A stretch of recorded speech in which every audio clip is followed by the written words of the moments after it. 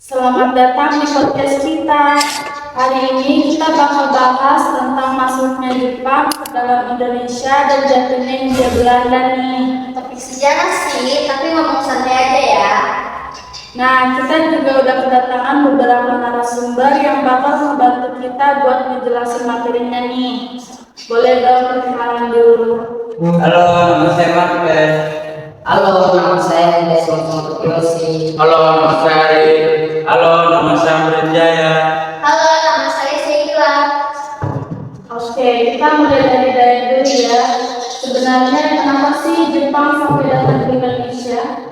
Kalau secara singkatnya, Jepang waktu itu sedang ikut Perang Dunia II dan mereka membutuhkan banyak sumber daya alam seperti minyak bumi. Oh, jadi Indonesia punya itu semua ya? Betul, Indonesia kayaknya sumber daya alam dan Jepang tertarik untuk menguasainya. Oh, kalau Sheila sebelum menyerang Indonesia, apakah Jepang sempat melakukan cara lain? Iya, Jepang sempat melakukan cara lain, dan Jepang awalnya mencoba bernegosiasi dengan pemerintah Hindia Belanda supaya bisa mendapatkan minyak bumi. Tapi karena gagal, akhirnya Jepang memilih untuk menyerang. Berarti perang jadi pilihan terakhir mereka ya? Ya, kurang lebih begitu. Kalau Ariel, apa sih daerah pertama yang diserang oleh Jepang? Terakan Kalimantan tahun 1942. Soalnya di sana ada ladang minyak yang penting buat Jepang. Setelah itu langsung banyak daerah lain. Iya, Jepang bergerak cepat ke Balikpapan, Ambon, Manado, sampai akhirnya ke Jawa. Amrin, kenapa Belanda waktu itu bisa balas cukup cepat ya? Karena kondisi Belanda memang lagi lemah, di Eropa juga mereka sedang menghadapi Jerman. Jadi pertahanan Indonesia tidak maksimal. Jadi Belanda kayak kewalahan di dua tempat sekaligus. Nah, Martel mau nanya, kapan sih Belanda akhirnya menyerah kepada Jepang? Pada 8 Maret 1942 di Kalijati, Subang, Jawa Barat, Belanda menyerah tanpa syarat kepada Jepang. Dan sejak saat itu Jepang mulai berkuasa di Indonesia.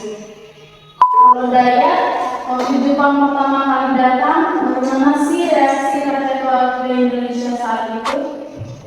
Banyak rakyat yang awalnya senang karena mengira Jepang akan membantu membebaskan Indonesia dari Belanda.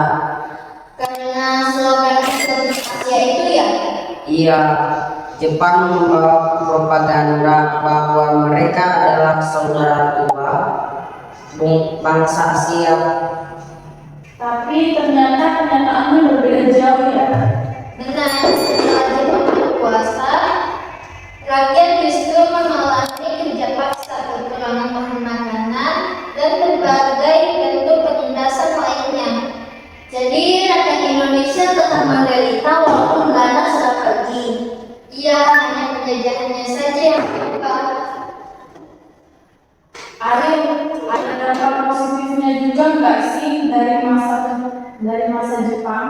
ada semangat nasionalisme rakyat Indonesia jadi semakin kuat. Selain itu, beberapa tokoh Indonesia mendapat pengalaman organisasi dan militer. Yang akhirnya berguna saat Indonesia mempersiapkan kemerdekaan. Ya, betul sekali. Amrin, kalau menurut kamu pelajaran yang bisa diambil dari peristiwa ini apa aja? Menurut saya, kita jadi tahu kalau kemerdekaan Indonesia itu didapat dengan perjuangan yang berat. Jadi kita harus menghargai jasa para pahlawan. Nah, seru banget sih.